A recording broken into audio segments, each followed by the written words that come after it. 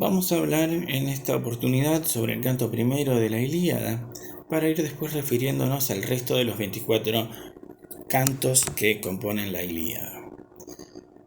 Es habitual que la literatura épica comience en media res, es decir, de manera abrupta, con una serie de acontecimientos previos que no se mencionan en la obra, porque se supone que sobre un acontecimiento histórico general, sobre una guerra, sobre un conflicto bélico general, lo que hace el poeta es segmentar, escoger una parte para referirse específicamente a ese tema. En nuestro caso, sobre los 10 años que dura la guerra de Troya, según consta en la misma Ilíada, el poeta Homero o quien haya sido va a referirse solamente a 51 días, que son los que se refieren a este enfrentamiento entre Aquiles y Agamenón. Por otra parte, el poeta épico también lo que hace al inicio de su ejecución es incorporar un exordio, una especie de resumen donde consta los personajes principales, la temática y algunos puntos narrativos importantes para lograr captar la atención del público. Digamos que lo que se pretende es que el público escuche este exordio y se fije si le interesa o no escuchar el resto de la obra. Siempre la primera palabra va a ser una palabra clave, una palabra que el público receptor está esperando para definir cuál va a ser la temática de la obra. En la Ilíada la primera palabra es la palabra menis, traducida habitualmente como cólera, la cólera de Aquiles, o bien como resentimiento, también la cólera funesta de Aquiles, o bien resentimiento funesto de Aquiles. Y los perjuicios que trajo este resentimiento dentro del mismo ejército. Digamos que para los griegos la capacidad para controlar los impulsos era esencial para todo, era una cualidad esencial para todos los gobernantes y para todos los héroes. Digamos que las personas tenían que lograr mantener sus impulsos, controlarlos, racionalizarlos también, digamos lo que los griegos llaman sofrosine, o sea, lograr la sofrosine, cosa que no sucede en la Ilíada en general, sobre todo en el primer canto. Digamos, el primer canto lo que hace es mostrar cómo Aquiles, sobre todo Aquiles, pero también Agamenón y el dios Apolo también aparece asociado a la palabra menis.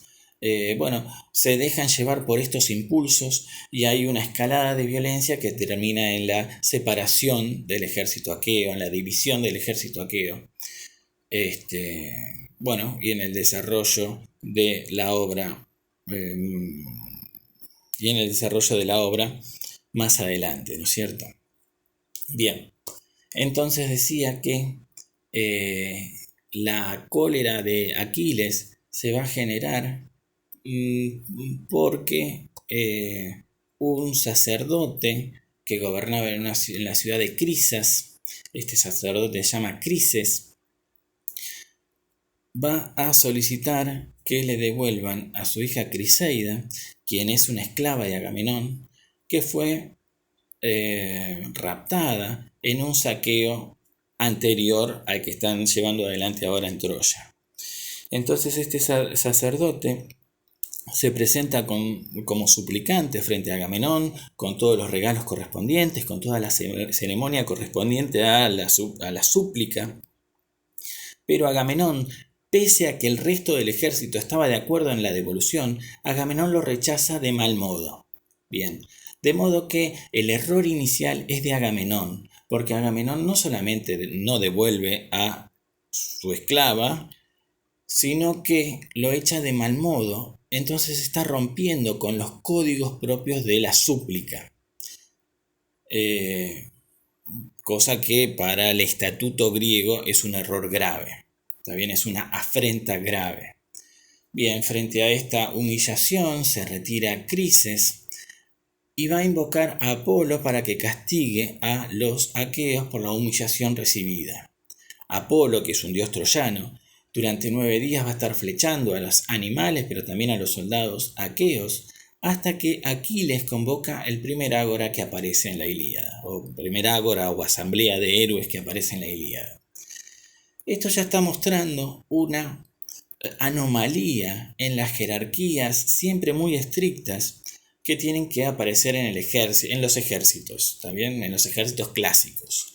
Digamos que en el ejército aqueo no está muy claro quién es el que domina el ejército.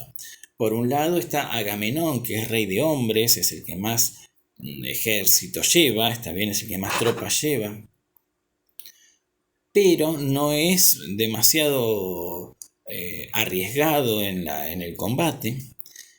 Y por el otro lado está Aquiles, que es el divino Aquiles, es un semidios y es el más valiente, pero no llevó una tropa muy grande, también simplemente llevó 40 naves frente a las 300 que llevó Agamenón.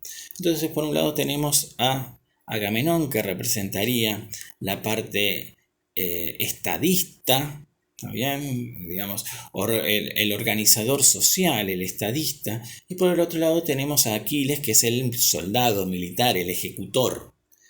Bien, entonces digamos acá que Aquiles haya sido el que convocó al ágora está mostrando esta alteración en las jerarquías del poder dentro del ejército.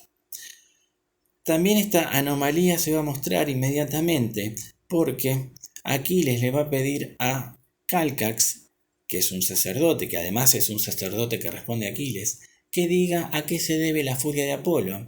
Y como Calcax no quiere, tiene miedo de encolerizar a Agamenón, Aquiles va a decir que diga lo que es, o sea, que señale a quién es el causante de la furia de Apolo, que Aquiles mismo, que él mismo, lo va a defender incluso si el responsable es Agamenón. Punto.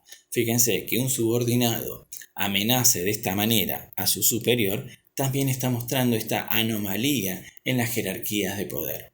Punto. Bueno, digamos una vez que Aquiles responde de esta manera, Agamenón encolerizado, ¿ven? Porque hay una especie de espiral de violencia. Punto. Esto mismo, hay una falta de sofrosine, como los acontecimientos se van yendo de manos, se van yendo de las manos de los héroes, va a aceptar devolver a Criseida siempre y cuando le devuelvan una esclava equivalente, de modo que su prestigio se mantenga equilibrado. Punto. Entonces, fíjense, Agamenón va a ir en esta escala de violencia, como dije, va a ir cambiando su posición de a poco, esto es común en Homero, para ir apuntando su reclamo contra Aquiles, que es precisamente el que lo está desafiando en las relaciones de poder. ¿Está bien? Entonces primero va a decir que le devuelvan cualquier esclava. En una segunda intervención va a decir que él pide una esclava que sea o de Áyax, o de Odiseo, o de Aquiles mismo. ¿Está bien? O sea, de cualquiera de esos 3 o 4 que nombra. Y en una tercera intervención va a decir que solamente quiere la esclava de Aquiles, que se llama Briseida, ¿sí? O sea, él pierde a Criseida, pero a cambio pide a Briseida, que era una esclava mujer, ¿no es cierto? Que estaba con Aquiles. Punto. Fíjense que él va como restringiendo su reclamo precisamente apuntando hacia Aquiles. Del mismo modo, Aquiles también va aumentando su nivel de violencia. Punto. Digamos que de entrada Aquiles no es una persona que no está muy convencida de participar dentro del ejército. De hecho, él, como dijimos en el video anterior, él se ocultó para no ir al ejército y bueno, Odiseo fue el que logró encontrarlo con una estrategia, etc. Y por ese motivo tuvo que ir a la guerra. Pero él no va voluntariamente a la guerra. Fíjense que este posicionamiento o sea, queda claro que la Ilíada es una es una obra épica, pero en este punto específico no cumple con los requerimientos del género, digamos. La épica tiene que mostrar un ejército unido, donde todo el mundo tiene que tener claro quién es el enemigo y que están combatiendo con ganas y que están todos de acuerdo, etcétera, etcétera. En este caso, Aquiles permanentemente está amenazando con volverse, y además es claro, y lo dice acá muy claramente, que él no tiene nada en contra de los troyanos. Está bien que los troyanos no le hicieron nada a él ni a su ciudad y que Troya queda lejos de su casa. Entonces que simplemente está en el ejército para eh, eh, eh, manejándose dentro del reclamo que le había hecho Agamenón. Punto y nada más. Entonces, digamos, aquí les está mostrando así una disfunción con el ejército. Digamos, la obra épica tiene que mostrar un ejército funcional, unido, etc. Aquiles es una persona que permanentemente muestra que su intención es la de volverse a su casa, es un soldado muy disfuncional. Bueno, en ese sentido, fíjense, hay varios autores, ¿no?, que se refieren a la figura de Aquiles como una figura antiépica en este sentido específicamente, ¿sí? Bien, entonces, fíjense, además Aquiles, que ya de entrada no tiene muchas ganas de pelear contra los troyanos, se da cuenta que Agamenón es codicioso y que lo está perjudicando, está bien, o sea, la única esclava que él tiene la está perdiendo. Entonces fíjense que acá están en disputa 3 mujeres. Menelao, que perdió a su mujer, y entonces están participando de la guerra por la mujer de Menelao, pero a eso a Aquiles ni le va ni le viene. En segundo lugar, bueno, hay que devolver a Criseida, dice Aquiles. ¿Y por qué yo tengo que perder a mi única mujer, que es lo único que estoy ganando en esta guerra? ¿Está bien? Entonces, lo que está viendo Aquiles es que él y los mirmidones, se podría decir, que es el ejército de él, es el que más se está arriesgando por una guerra en la que él no cree, y encima Agamenón es codicioso, se queda con la mejor parte del botín y le está sacando a su mujer, o a su esclava mujer, etc. Punto. Por lo tanto, él en una primera instancia va a decir que no va a pelear más. Hasta que, esto es en una primera instancia, no va a pelear más hasta que los aqueos le soliciten volver, hasta que los aqueos se den cuenta que él es necesario para combatir y le soliciten volver. Eso es una primera instancia. Bien, digamos que el conflicto se va desarrollando hasta que Aquiles saca la espada, desenvaina una espada para atacar a Agamenón físicamente, y en ese momento Atenea se hace visible solo para él y le dice que solamente lo ataque de manera oral, ¿está bien? Que lo puede insultar todo lo que quiera, pero no lo puede atacar físicamente, punto. Como que Atenea actúa con prudencia, con sofrosine, y le marca como límite las ofensas orales o los reclamos orales, punto. Pero nunca la acción física. Bien, Aquiles guarda su espada y se retira del ágora diciendo que no va a combatir más hasta que los aqueos se lo soliciten cuando se den cuenta que es muy necesario para combatir.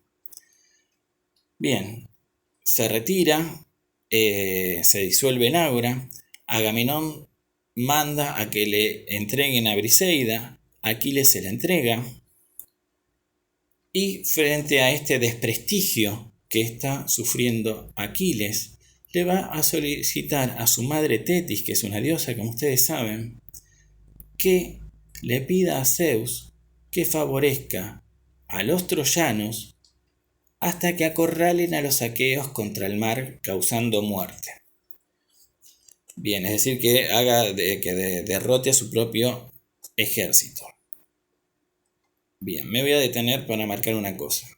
Cuando Aquiles se va, dice que no va a combatir hasta que los aqueos se den cuenta que él es necesario para la batalla. Pero acá está pidiendo otra cosa, ¿está bien? Está diciéndole que Zeus tiene que intervenir hasta que acorrale a los aqueos contra el mar, punto. Ven, es un pedido superior, de mayor violencia y de mayor perjuicio a su propio ejército, ¿está bien? Porque acá no solamente los aqueos tienen que darse cuenta que Aquiles es necesario, sino que además se tiene que cumplir una segunda condición, que es que los troyanos tienen que acorralar a los aqueos contra el mar. Punto. Esta observación la hago porque en el canto 9 los aqueos se van a dar cuenta que Aquiles es necesario para la batalla. Lo van a ir a pedir, que le van a pedir que vuelva a combatir, pero Aquiles se va a negar. ¿Por qué se va a negar? Bien, porque él le pidió a los dioses otra cosa, le pidió a los dioses que tienen que acorralar, que los troyanos tienen que acorralar a los aqueos contra el mar. Punto. Y eso no había sucedido todavía. Bien, entonces nos vamos a detener acá. Digamos que Aquiles, también Agamenón, actuaron de manera, guiados por los impulsos, guiados por la cólera y esa imposibilidad de detenerse, es el que llevó a la división del ejército, pero no solamente la división del ejército, sino al pedido de Zeus, y Zeus acepta, para que los troyanos acorralen a los aqueos contra el mar. Es decir, hasta que suceda eso, van a ganar los troyanos los combates. Punto, no se diga más. Será la próxima, que será seguramente el canto número 2. Y los que quieran suscribirse se suscriben, los que quieran poner me gusta ponen me gusta, y los que quieran comentar comentan. Hasta luego.